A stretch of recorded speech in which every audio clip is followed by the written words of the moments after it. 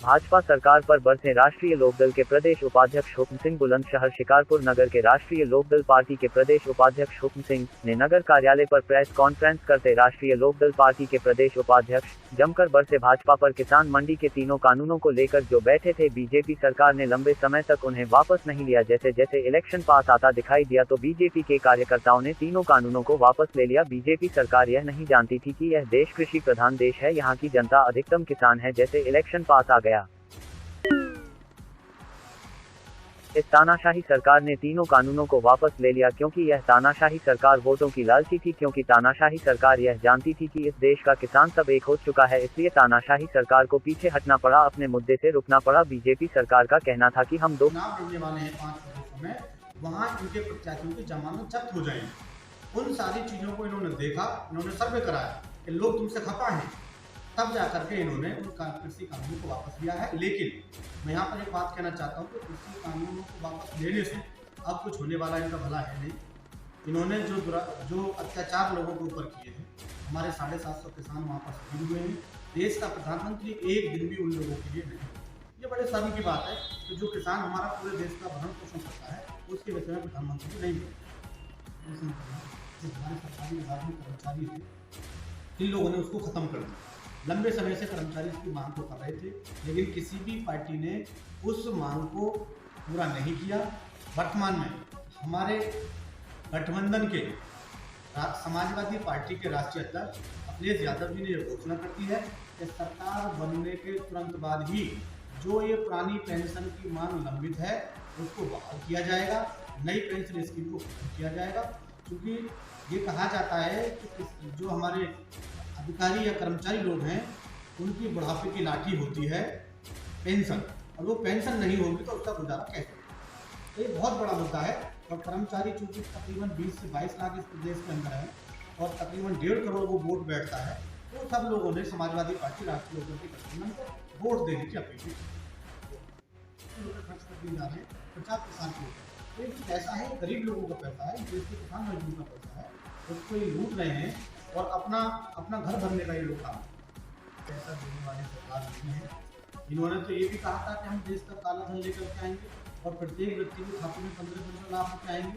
आप लोगों से मैं पूछना चाहता हूँ कि तमाम लोगों ने जनधन के खाते खुलवाए, करोड़ों अरबों रुपए इन्होंने इकट्ठा कर लिया खाते में, क्या 15 लाख रुपए किसी को मिले? मुझे तो नहीं लगा था आज तक किसी को 15 लाख रुपए मिले।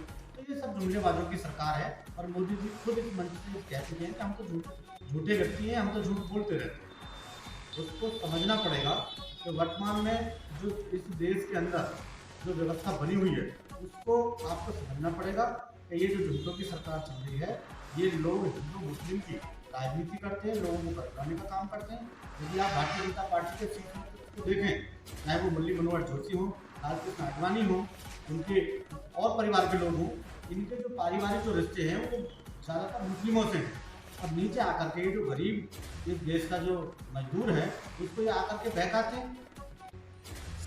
1932 में इंडियन एयरलाइंस का गठन किया गया, टाटा ने गठन किया उसका, और 1953 में उसका वर्तमान में जो तत्कालीन प्रधानमंत्री थे पंडित जवाहरलाल नेहरू, उन्होंने उसका राष्ट्रीयकरण किया।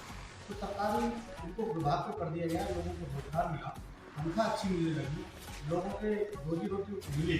लेकिन आज वो विकट परिस्थिति में जब सरकारी कंपनियां की गई, आज वर्तमान की सरकार ने उस एयरलाइन को दोबारा से प्राइवेट हाथों में देने का किया है, जिससे देश का जो नौजवान है वो बहुत ही दुखी है, देश का किसान दुखी है, देश का मजदूर दुखी है।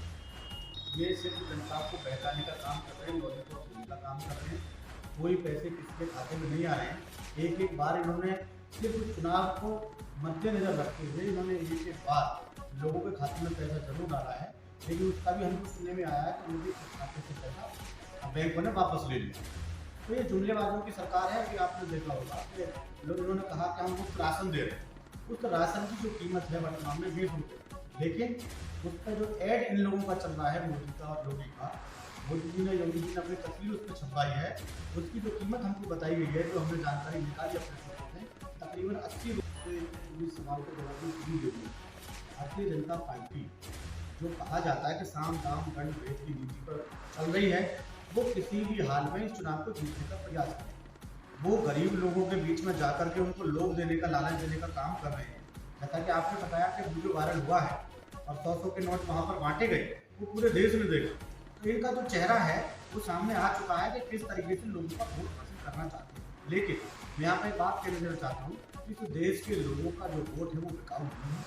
1932 के गोलमेज सम्मेलन में बाबा साहब डॉक्टर भीमराव अम्बेडकर ने रैमजे मैकडोनाल्ड को वहाँ के इंग्लैंड के जो प्रधानमंत्री थे उनसे लड़के अपनी बात को कह करके इस देश के लोगों को वोट का अधिकार दिलवाया था।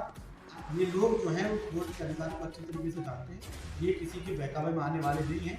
ये पैसा बांट लें या कुछ और पार्टी यदि सरकार में आती है, क्योंकि इन लोगों ने जो भारतीय जनता पार्टी के लोगों का जो 5 साल शासन रहा है और ये जुमले पर सरकार है, ये कहते आ रहे हैं, लेकिन उन्होंने कुछ किया नहीं। हमारी जो सरकार बनेगी उत्तर प्रदेश के अंदर, हमारा 22 बिंदुओं का मैनिफेस्टो है। उस मैनिफेस्टो में व्यवस्था की गई है कि इस प्रदेश में विकास किया जाएगा, जहाँ जिस चीज़ की जरूरत है उसकी पूर्ति की जाएगी। देश के किसानों की आय को 1.5 गुना किया जाएगा। वृद्धावस्था पेंशन जो 500 रुपये मिलती है उसको बढ़ा करके 3 गुना किया जाएगा। प्रदेश के अंदर 1 करोड़ लोगों को रोजगार दिया जाएगा। ये सारे वादे हमारा मैनिफेस्टो है। हमारे राष्ट्रीय अध्यक्ष चौधरी जी उन्होंने ये मैनिफेस्टो बनाया है और इसमें 22 बिंदु दिए हुए। इसके साथ साथ में एक बात आप लोगों को और बता दूं,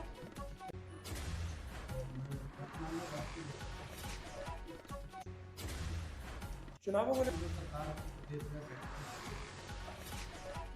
आप लोगों ने देखा कि हमारे देश की लगभग 13 महीने दिल्ली में बैठे रहे और जो सरकार ने जो लोगों को मंडी जो प्राइवेट सेक्टर में लेकर के जा रहे थे, एमएसपी की मांग जो किसान कर रहे थे पूरा नहीं।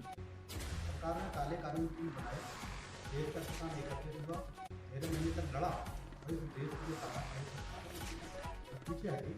और पीछे हटेगा उनको ये पता चल गया वर्तमान में जो इस देश का किसान है, जो मजदूर है, वो देश का है, इन लोगों को इस सरकार से बात नहीं। इन लोगों की नीति ऐसी नहीं है कि इन्होंने कहा था हम लोगों को रोजगार देंगे, इन्होंने कोई रोजगार नहीं दिया।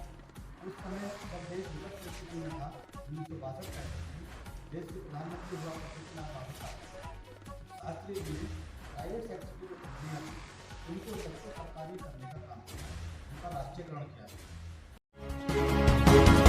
मेरे साथ बस इतना ही। बाकी की तमाम खबरों के लिए देखते रहिए यू न्यूज़।